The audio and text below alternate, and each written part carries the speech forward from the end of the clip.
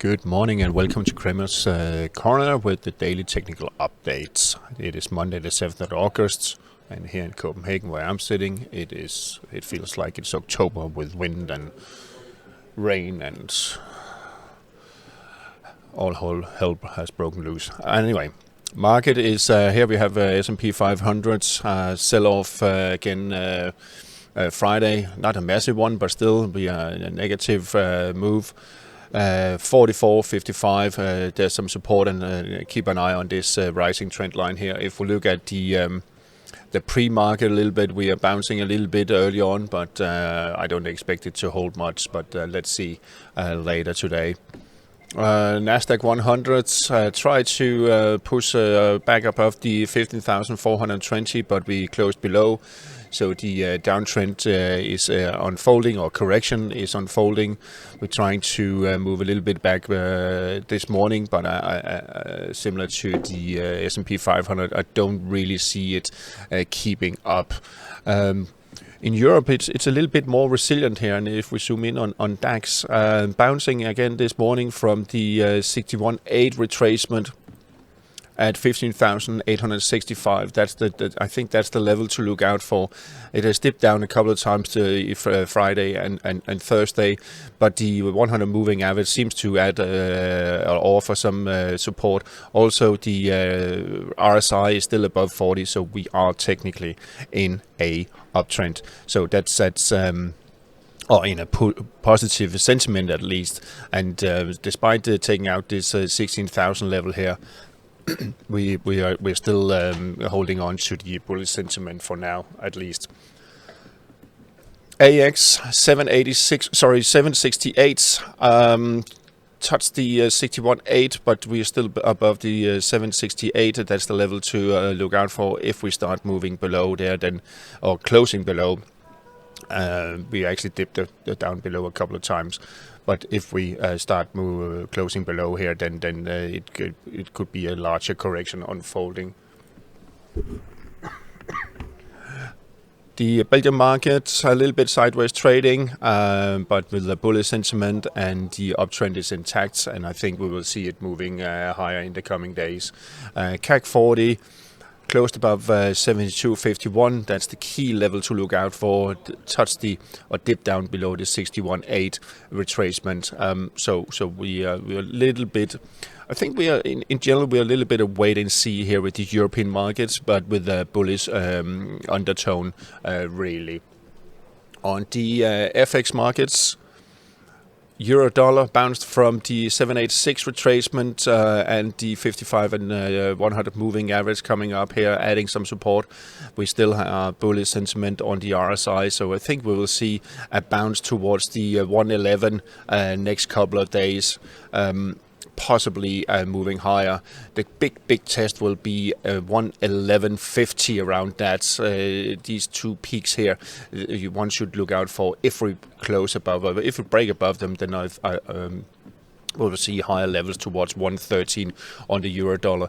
The dollar index also rejected. I mean, it spiked just above the 786 retracement at 102.41, touched the cloud, but was rejected, and I think we will see it resuming downtrend despite having the bullish RSI down here. I think we will see it moving lower. If it takes out the Friday low, well then I think the dollar index sell-off will start to accelerate towards the 100 spot 500 spot 32 support. It's not that big of support. Is so much. It's an interesting level where market turned around after a little bit of correction here. So that's the level to look out for.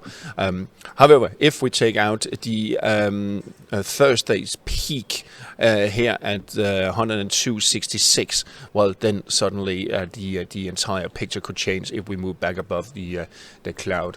Dollar yen.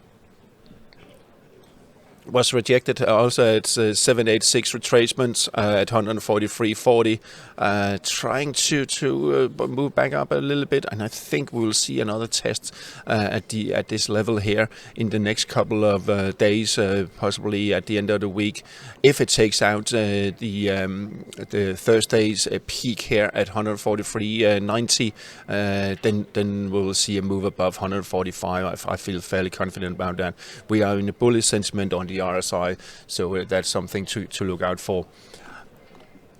Cable bounced just above the 125.90 key support level here, and we are back above, still back above the cloud. It's, hovering around this rising trend line here, and that's going to be interesting. If we can actually close above it and move back above 128, then I think we will see a cable moving higher towards the previous peaks here at 131 and a change. What should look out for, and this is what you can also do if you're drawing trend lines in general. You can draw trend lines on the RSI, which gives you kind of an indication, and in this case we could see maybe it has broken the falling trend line, but it's not convincingly. I would like to see it back above 60, and if we do that, there's no divergence, so I think we could see higher highs on cable fairly soon. On the commodities, we have gold spots bounced off the 61.8 retracement at 19.29, dipped just a little bit below. We are still below the 55 moving average, but we also have the RSI still in a bullish sentiment. It hasn't broken below 40. Watch out for a move back above and a close back above the falling trend line here on the RSI. That could give an indication that we will probably move higher on gold. However, I think we could be range bound between these levels here for the next couple of weeks. It's not really giving much direction, but look out for that. Look out for the lows at 1923 from Friday. Sorry. If it takes out that, then we will see another test of 1900. But if we start moving back above the 55 moving average and the RSI back above the falling trend line down here, we could see a test of the 1975, 1985, or 87. Resistance layer. We also have the cloud adding some resistance up here, as you can see the flat one here. But it seems a little bit directionless at the moment, and it is, to be honest. On silver, a little bit to the weak side, or the weaker side. 23.10, there's some support around that level, and the 200 moving average coming up, and as you can see here, also the lower part of the cloud. RSI is still bullish, no divergence. We can also draw a trend line on that one, so it gives you kind of an idea. If it breaks above that one, the falling trend line here, well, there's a good chance we will see silver moving back towards the 25 plus levels.